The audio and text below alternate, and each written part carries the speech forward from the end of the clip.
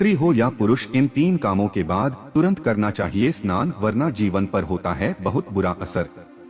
आचार्य चाणक्य को अर्थशास्त्र, राजनीति और कूटनीति का विशेषज्ञ कहा जाता है।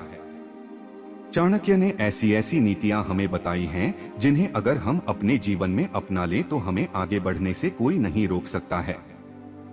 इंसान चाणक्य नीति को अपना ले तो उसे कोई भी धोखा नहीं दे सकता है।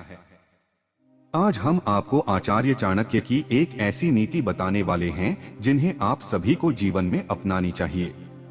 आचार्य चाणक्य ने हमें बताया है कि वो ऐसे कौन से काम हैं जिन्हें करने के बाद इंसान को तुरंत स्नान करना चाहिए। अगर इसे आप नहीं मानते हैं तो आपको स्वास्थ्य संबंधी समस्याएं हो सकती हैं।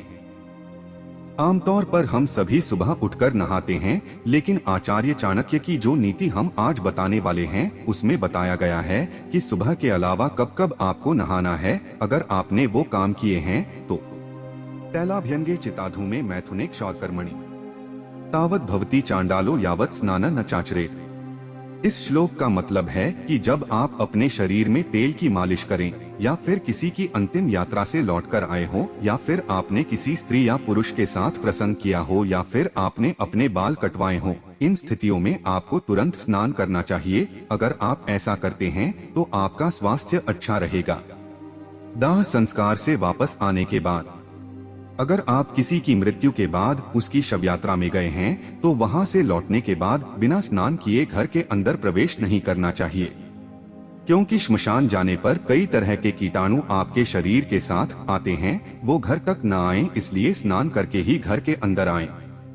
शरीर की तेल से मालिश। शरीर में तेल लगाना शरीर को न सिर्फ आराम देता है बल्कि इससे हड्डियां भी मजबूत रहती हैं। इसलिए हफ्ते में कम से कम एक बार तेल से अपने शरीर की मालिश करनी चाहिए। इससे आपका शरीर ग्लो भी करता है। लेकिन तेल लगाने के बाद नहा लेना चाहिए, तभी असल फायदा होगा। ऐसा करने से शरीर की गंदगी भी निकल जाएगी और शरीर चमकदार बनेगा।